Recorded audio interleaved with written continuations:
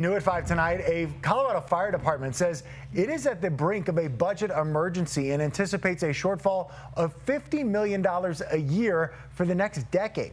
South Metro Fire Rescue serves nearly 600,000 people in Arapahoe, Douglas, and Jefferson counties. More people are moving into communities such as Sterling Ranch and Lone Tree. The department says their call volume has increased 24% in the past 5 years. Your reporter in Douglas County, Olivia Young, knows how much growth is happening there. Olivia, how are they hoping to handle all of this and tackle the problem?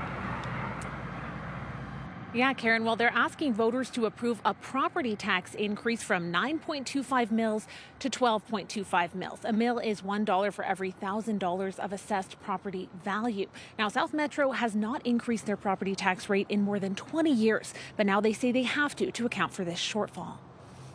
What is that going to look like if we're going to have to lay people off? South Metro firefighters are worried about a projected $500 million shortfall in the next decade. Every time I rove into a station or work an overtime shift somewhere else, people ask, what does that look like? So I know it's on the forefront of people's minds. Board of Directors Chair Jim Albee says the deficit is largely due to state legislation reducing property taxes. South Metro was funded 80% by property tax. That legislation affected us as well as every other special district in the state. But rising costs, tariffs, and growth are making things worse. We have buildings going up all over the place, so we're getting busier and busier. Despite early surveys suggesting neighbors favored a sales tax increase, South Metro ultimately chose to put a property tax increase in front of voters. It gives you some predictability of what your future revenues and future resources are going to be. Ballot Measure 7A is a mill levy increase of 3 mils, or about $140 a year for a homeowner with a $750,000 home.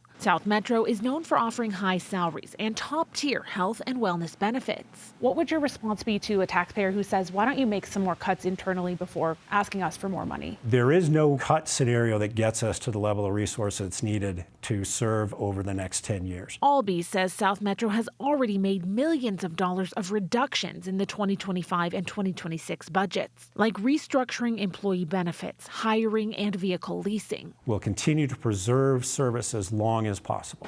If the measure doesn't pass, Albee says it could lead to understaffing and longer response times. In 2026, we wouldn't hire anybody. The workload doesn't change. What would change is the amount of people we have to perform that work. South Metro employs several wellness experts with salaries well into the 6 figures. But Albee says these positions essentially pay for themselves by reducing firefighter injury and saving the department on costs like workers' compensation. In Littleton, I'm Olivia Young, covering Colorado First. All right, Olivia, thank you. Olivia, of course, grew up in Douglas County, wants to hear your story ideas, so you can reach out. You can call the tips line. That number, 303-863-TIPS, and you can always email Olivia at yourreporter@cbs.com.